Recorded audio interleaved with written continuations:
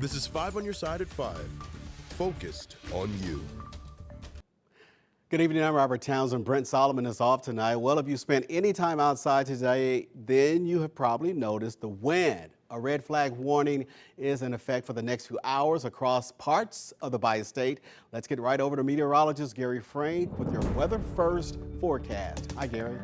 Yeah, good evening, Robert. Good to see you. It has been windy all day. It's been so dry, though. We know that the last few weeks have been extremely dry, but you compare that, or you combine that with the fact that it's very dry outside. We're into the fall season where we don't have much humidity in the air, and that is kind of fuel for the fire. Anything with travels with the wind, that's what the red flag warning means. So look outside right now, the wind's still a factor as we've seen that wind shift back out of the northwest, and that's what we'll take you right now. It's warmed us up, though, into the upper 70s pretty easily right now. 77 now in St. Louis. We've dropped a couple of degrees. It's all part of this warmer air mass that has settled in. Excuse me, as that wind's blowing around everything around here, too. Critical fire conditions, that's what the red flag warning means until 7 o'clock for most of our area, and that has to do with the fact that we have low humidity and strong wind. Wind gusts right now, 15 to 25 miles an hour, gusts to 30, and that's going to subside as we head into the evening hours. That's what we'll monitor here as we head into this evening hours. Temperatures fall into the 60s, and eventually the wind settles down. We'll monitor the progress of that wind and also talk about better chances for rain that we can mitigate some of that fire danger as well. Now to the ongoing conflict in Israel, a notable breakthrough this weekend as desperately needed humanitarian aid successfully crossed into Gaza. This as Hamas releases 2 American hostages. Steve Nannis reports the United Nations aims to establish continuous and ongoing efforts to Gaza civilians. A pivotal moment unfolds as international humanitarian aid successfully passes through the Rafah border crossing between Egypt and Gaza, the only passage in and out of the Palestinian enclave. The shortages are going to kill many people. It's absolutely life or death at this point. With the dire need for assistance intensifying, the once closed border crossing briefly reopened, granting access to a 20-truck convoy laden with critical medical and food supplies. This in the wake of a heart-wrenching reality for Gaza civilians, who for more than a week have endured the deprivation of basic necessities like electricity, fuel, and water. Israel's complete siege in response to Hamas's October 7th terror attacks. The United Nations says more than 2 million residents in Gaza are in need of immediate aid. I have to go to 6, 7, 8 different markets at times under shelling and during airstrikes to try to secure milk. Those sentiments echoed by U.S. Secretary of State Antony Blinken, who, along with President Biden, also praised the release of 2 American hostages. There are still 10 additional Americans who remain unaccounted for in this conflict. Additional UN aid trucks are expected to move through the border crossing into Gaza on Monday. Steve Nannis, 5 on your side. The newly released American hostages are now en route to an Israeli military base where they are set to reunite with family. Meantime, the UN is calling for all parties to allow the rapid and unimpeded passages of humanitarian relief for all civilians in need. Now, you can follow all the latest news on the Israeli-Hamas war and find ways to support those impacted by texting the word Israel to 314-425-5355.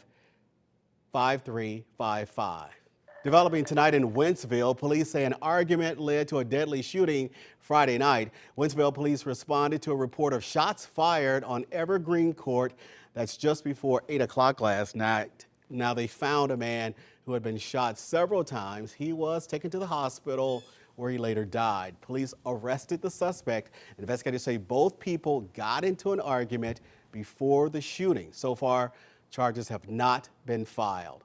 Another altercation led to a deadly shooting, this time in Velda City. St. Louis County Police responded to the shooting on Glenmore and Colonial Avenue around 5:45 yesterday.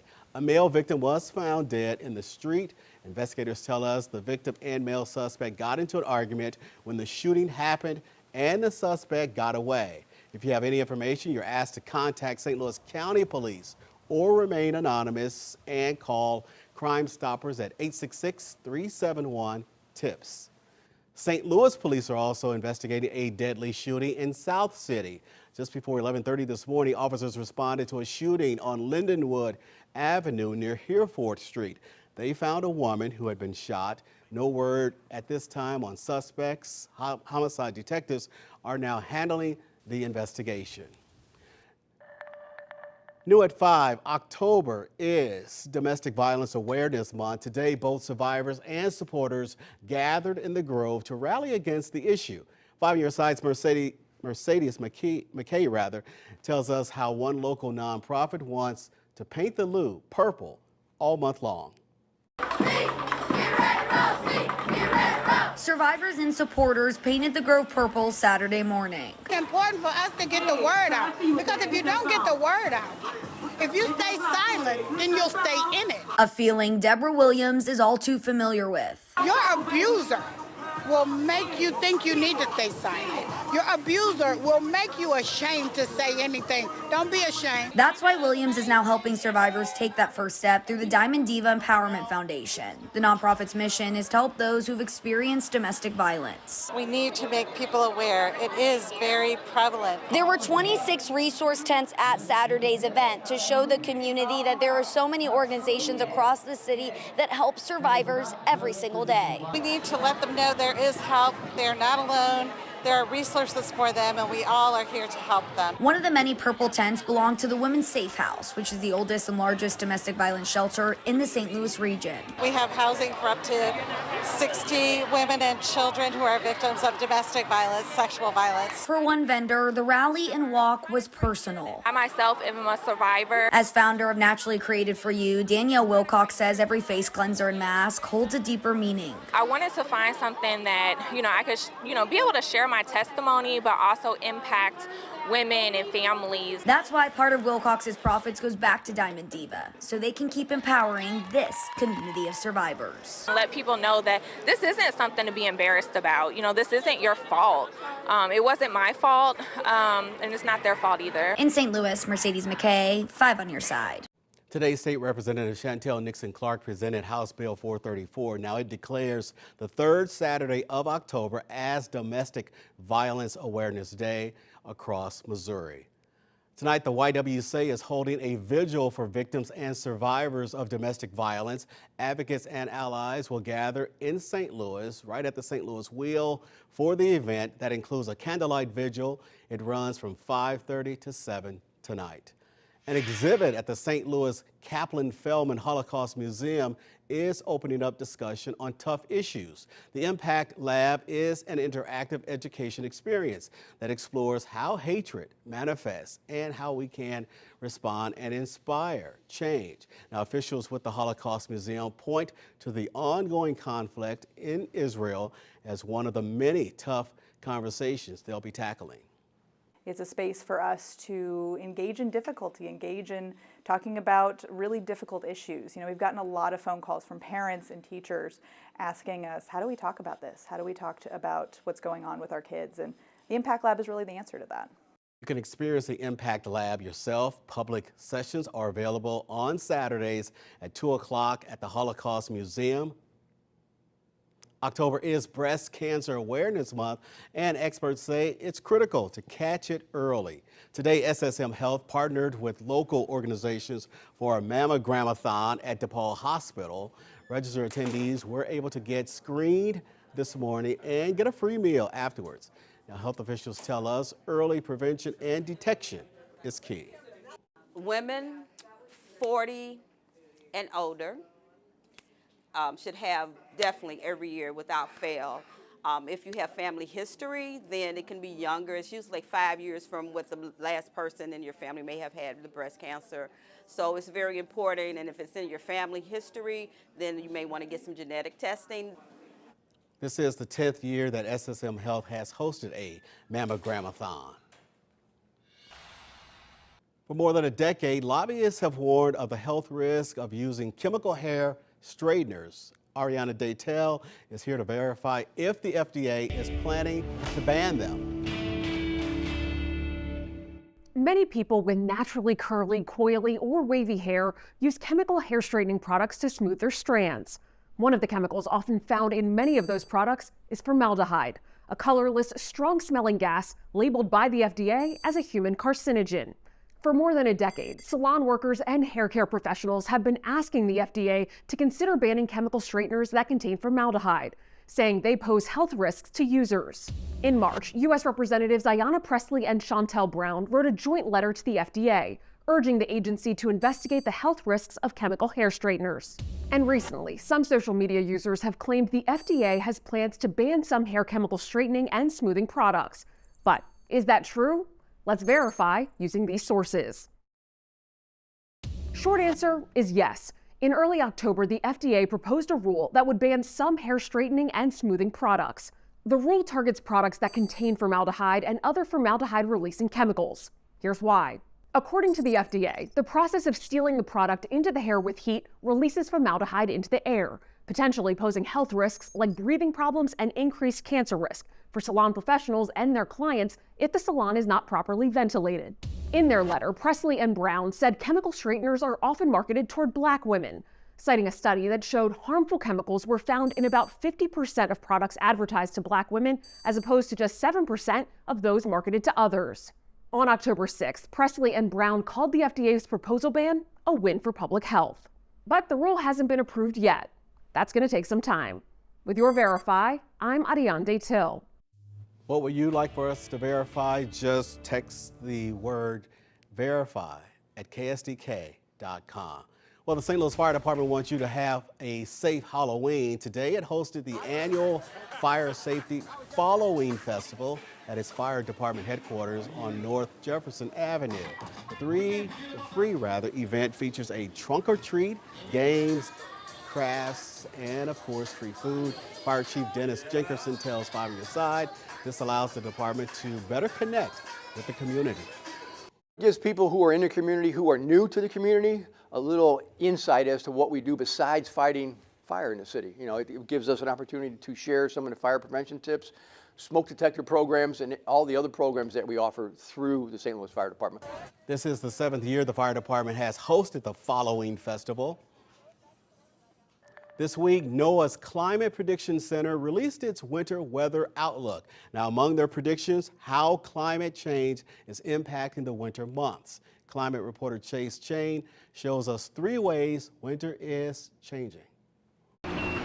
Winter brings skiing in the mountains, drinking water for the west, and a welcome break from oppressive heat in the south. But no matter where you live, it doesn't mean the winter is going extinct, but it is different. The first way is that winter is getting shorter and warmer. It's actually the fastest warming season by 3.3 degrees since 1970 across the U.S. From the Great Lakes to New England, it's up to 7 degrees hotter.